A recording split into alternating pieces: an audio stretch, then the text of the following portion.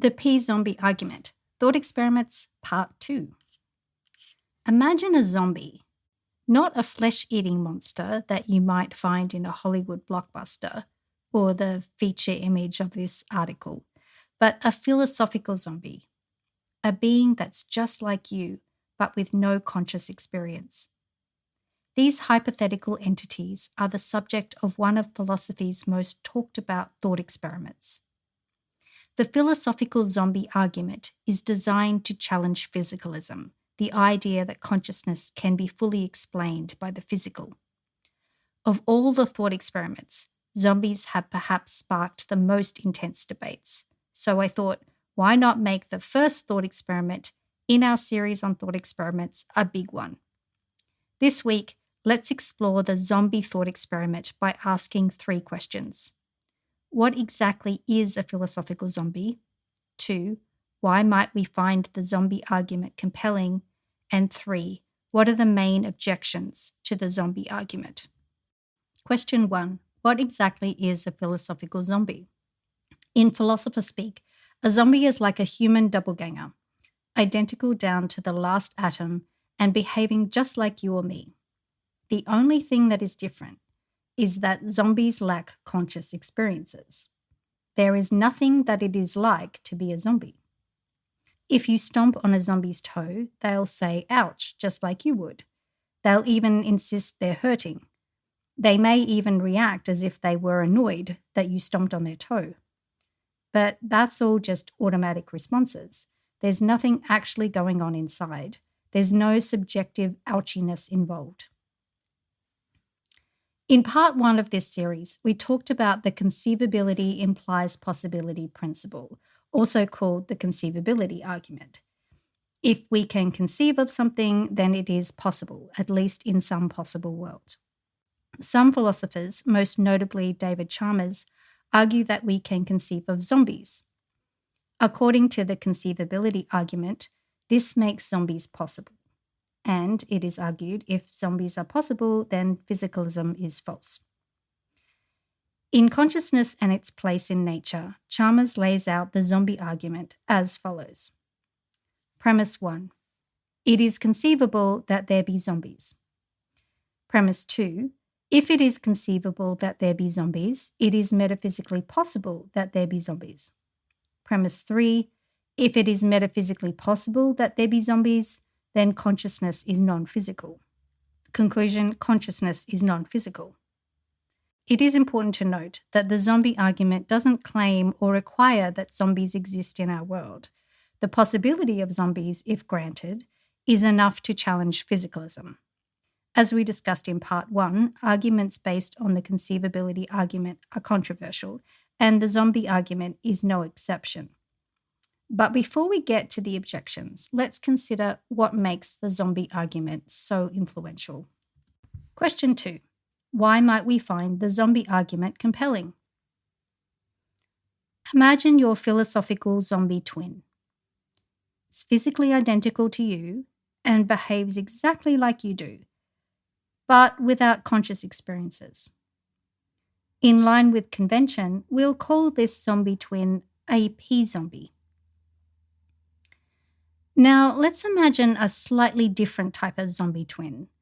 Like your P-zombie twin, this new type of zombie twin is physically identical to you and behaves exactly like you do. The only difference is that this zombie twin can run twice as fast as you can. Let's call this zombie a speed zombie, or an S-zombie for short. This S-zombie twin seems much harder to imagine than your P-zombie twin, doesn't it? After all, if S-zombie is physically identical to you, how could it possibly run faster?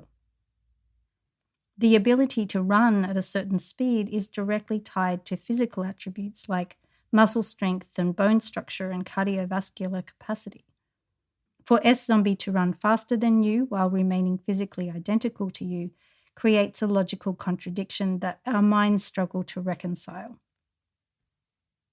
Let's apply the conceivability argument here. We can't conceive of an S-zombie, so we conclude that S-zombies are not possible. But the argument goes we can conceive of a P-zombie, so P-zombies must be possible. The reason S-zombies are not conceivable while P-zombies are is that physical properties like speed are inherent in physical structure, while consciousness, the argument goes, is not. The zombie argument is an argument against physicalism, the view that everything in reality, including consciousness, can be fully explained by physical facts. For physicalism to be true, it is widely agreed that complete knowledge of the physical world should, in principle, give us knowledge of everything else, including consciousness. But if there are truths about consciousness that we can't conclude from physical facts, as the zombie argument suggests, then physicalism faces a significant challenge. Question 3. What are the main objections to the zombie argument? Like many philosophical arguments, objections to the zombie argument typically challenge one or more of its premises. Let's take each premise in turn. Challenging premise 1. Zombies are not conceivable. At first glance, some ideas seem perfectly conceivable. But when we dig deeper, we often realize we're not really conceiving what it is we are being asked to conceive. When we first imagined our speed zombie twin, perhaps at least for a few seconds, an S-zombie might have seemed conceivable. But with some more thought, we realized it doesn't make much sense. Our initial conception of an S-zombie was not adequately comprehensive. Some philosophers claim that the zombie argument falls into the same trap. They argue that if we think about it long enough, we'll see that the concept of a P-zombie doesn't make much sense. They might feel conceivable, but that's because we don't know enough about what it would mean for a P-zombie to exist. There's still so much that we don't know about the physical world. As science learns more, we might discover that the idea of a conscious-free copy of ourselves just doesn't add up. It might be that we can't have an exact copy of ourselves without that entity having conscious experiences. Indeed, many might already claim that they can't conceive of a P-zombie. These thinkers feel they understand the physical world well enough to confidently say that the very idea of a P-zombie is illogical. It's just as impossible to imagine as a square circle. This flips the zombie argument on its head, giving us what we might call the reverse conceivability argument. It goes something like this. Premise 1. Zombies are not conceivable. Premise 2. If zombies are not conceivable, then they are not metaphysically possible. Premise 3. If zombies are not metaphysically possible, then consciousness is physical. Conclusion: consciousness is physical. In response to this argument, Chalmers claims that any future scientific discovery, no matter how groundbreaking, will still be about the same old stuff, physical stuff. And he insists that no amount of this kind of knowledge could shake the core intuition that zombies are conceivable. But this claim highlights a deeper issue.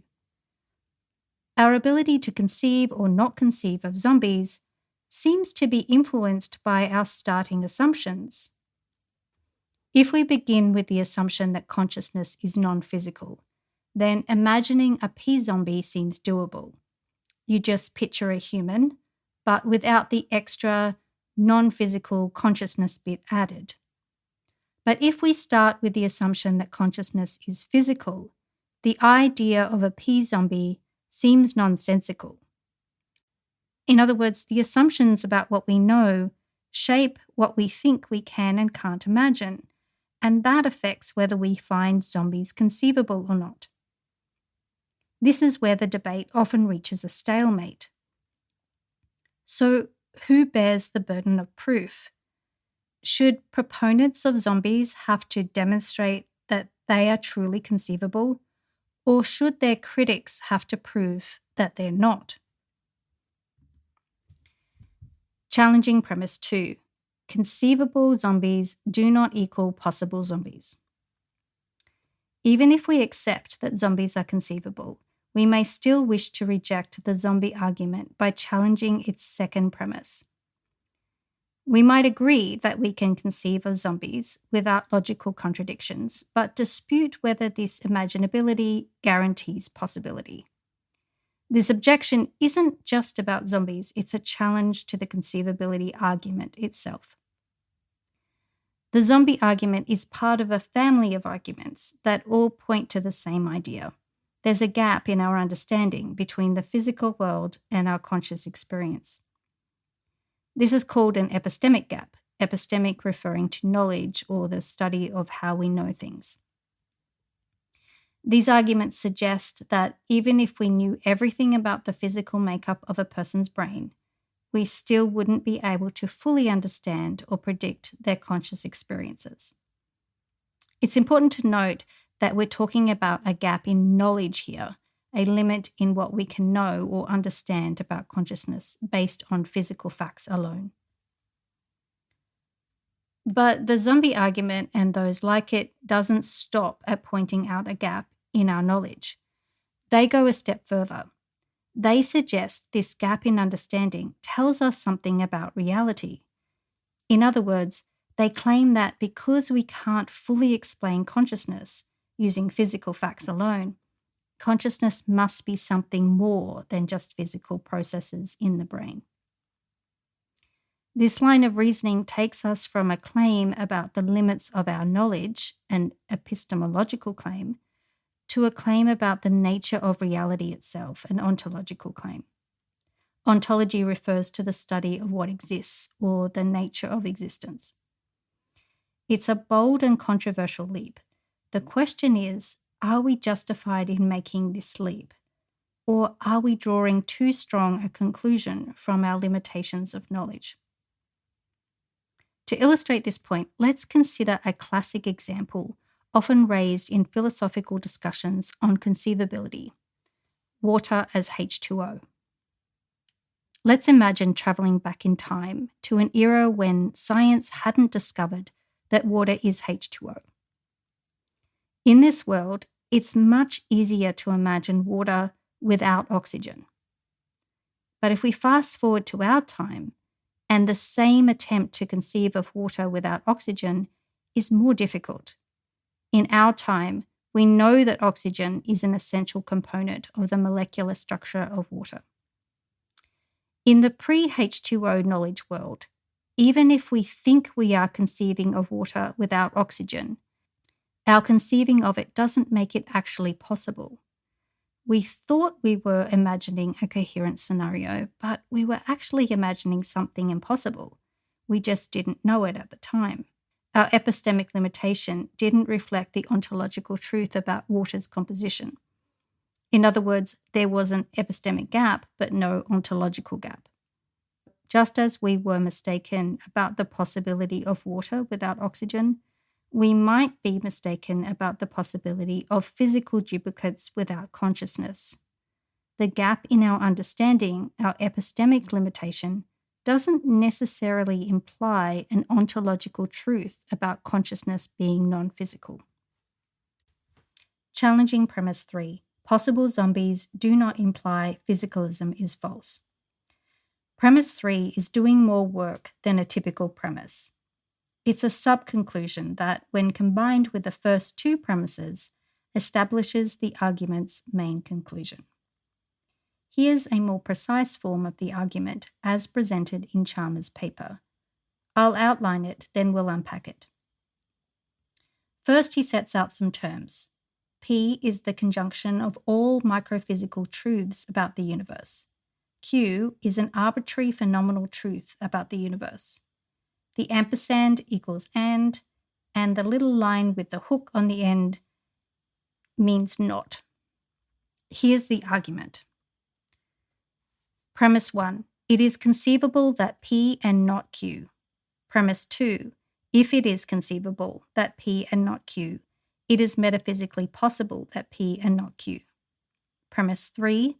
If it is metaphysically possible that P and not Q, then physicalism is false. Conclusion, physicalism is false.